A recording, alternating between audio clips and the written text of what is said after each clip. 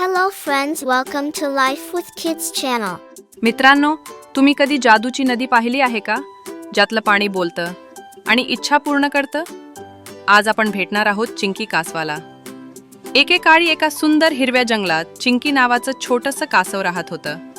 चिंकी खूप हुशार होतं, पण थोडं संथ आणि घाबरट होतं.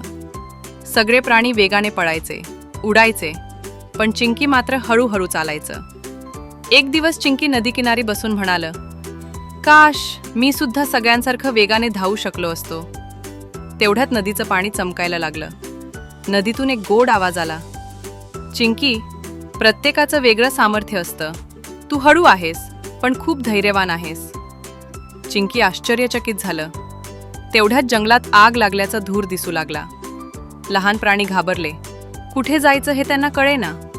सगळे वेगवान प्राणी स्वतःचा जीव वाचवायला पळाले. चिंकी मात्र थांबलं नाही. ते नदीकडे धावत गेलं आणि पाण्यात उडी मारून लहान पक्षी आणि खारुताईला आपल्या पाठीवर बसवलं. नदी पुन्हा चमकली आणि पाण्याची एक मोठी लाट उठली. त्या लाटेने आगीजवळचं क्षेत्र ओलं केलं आणि आग शांत झाली. सगळे प्राणी वाचले. जे प्राणी आधी चिंकीची टिंगल करायचे ते आता म्हणाले, चिंकी, तू हळू नाहीस, तू तर आमचा हिरो आहेस. चिंकी आनंदाने हसलं. शेवट आणि बोध. त्या दिवसापासून चिंकीला कधीच स्वतःची लाज वाटली नाही. आपण इतरांसारखे नसतो म्हणून कमी नसतो. आपली वेगळी ताकदच आपल्याला खास बनवते. मित्रांनो, तुम्हाला चिंकीची गोष्ट आवडली का?